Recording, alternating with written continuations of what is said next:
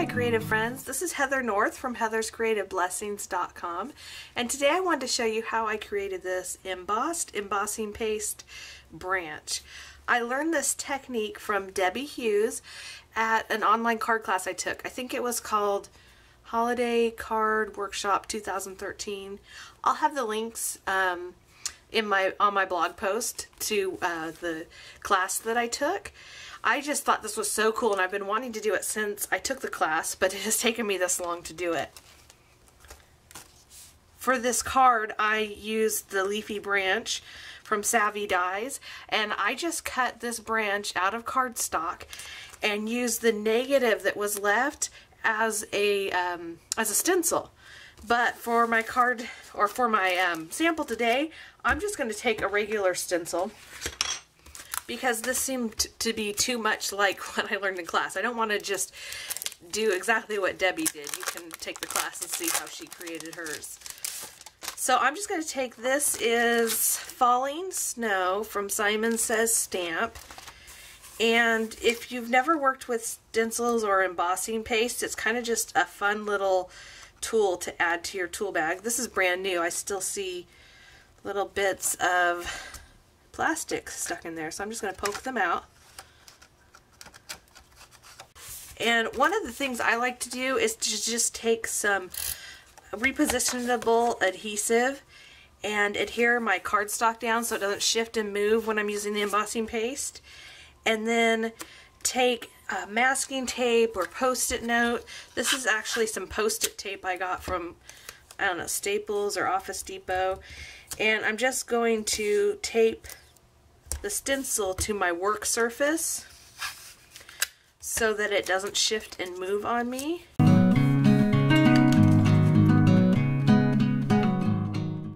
So my next thing is to take this embossing paste, and two of the more popular brands, this is Windy Vecchi. This is some gold. I've also got some silver. And then this is Dreamweaver Stencils embossing paste. They both work the same way, and I wouldn't be surprised if they were even made by the same company.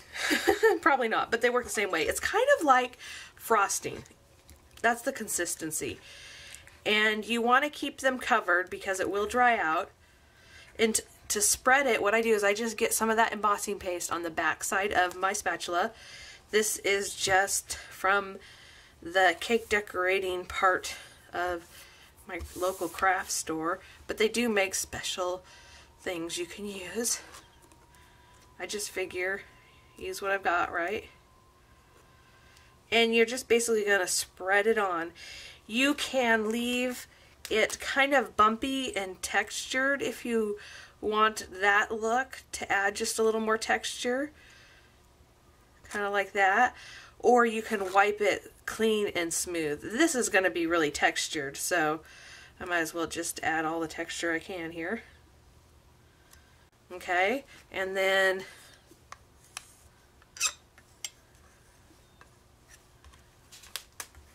put my lid back on.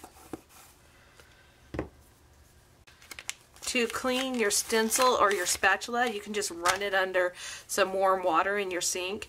But I'm out, my craft room is out in the garage, so, you know, it's a little bit of a hike. I'm just going to take a wet wipe and wipe that off. Then I'm going to take off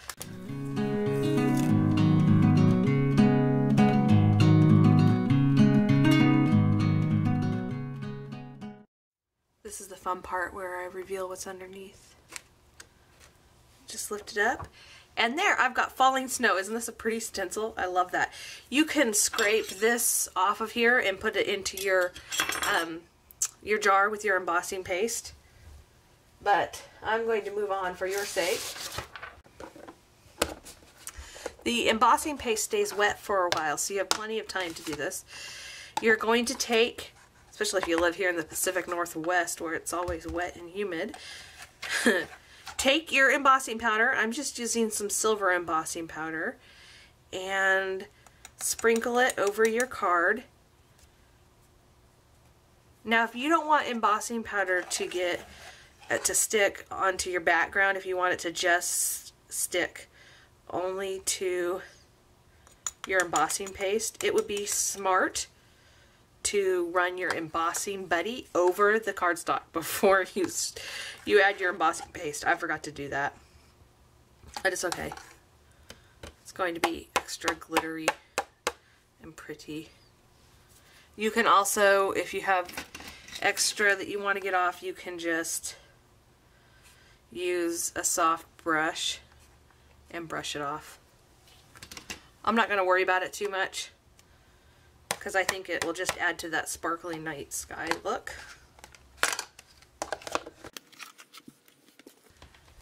Now I'm going to take my heat tool and I'm just going to heat set the embossing paste. The first thing I'm going to do is let the heat tool kind of warm up a little bit, and once it's warm I'll apply it to the paper.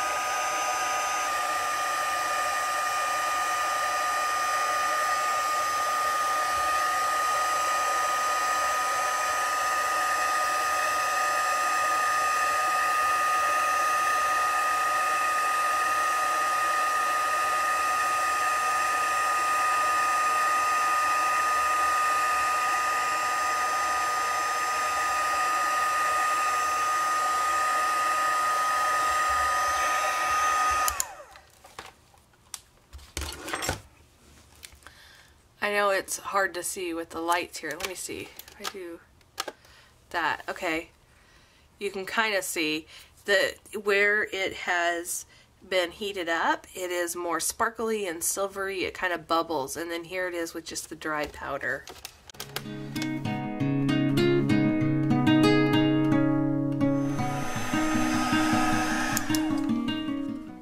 Isn't that a really neat effect? Now, like I said, if you use your embossing buddy ahead of time, you won't have as much of this sparkle in the background like I have here. But this is actually going to be a night sky, falling stars, or snowflakes or something. I'm quite sure what I'm going to turn this into. So here's how it looks on my card. Can you see?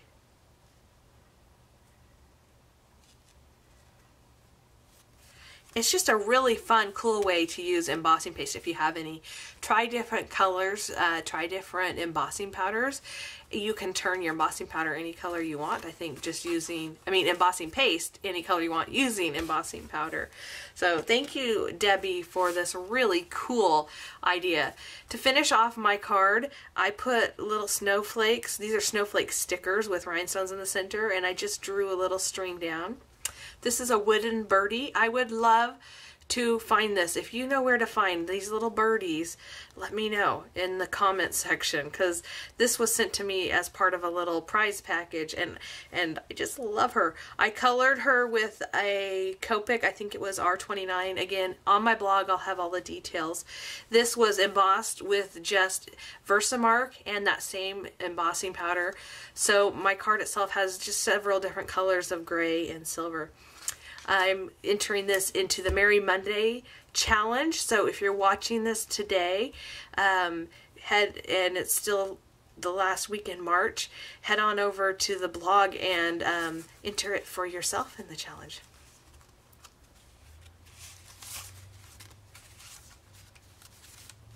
If you haven't been to the blog in a while, I know that I have not been posting on YouTube very much. In fact, it's probably been a month since I posted on YouTube. Head over to my blog. I had a blog redesign and it's so pretty.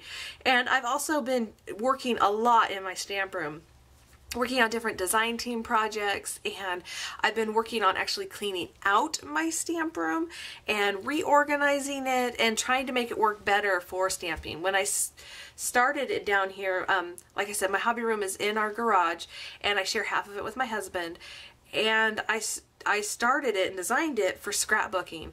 And so the scrapbooking needs are different than the stamping needs, and the supplies I need to have out are different. So I've just been rearranging things, and now I have Copics and I have different dies from different companies, and truly clear photopolymer sets, and I had to decide how to organize all that.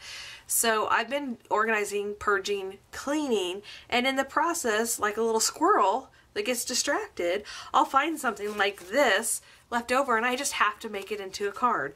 So I've had lots of cards posted on my blog. If you haven't been in a while, please do go check that out. And let me know what you think about the new design on the blog. Also, there's a blog hop going on yesterday, so make sure if you do check out this post, check out the post below, because there's some prizes and things you can enter. Thank you for taking your time to watch my video and for joining me today. I hope you find some time today, and especially this weekend, to get a little bit creative, maybe even a lot creative. Bye!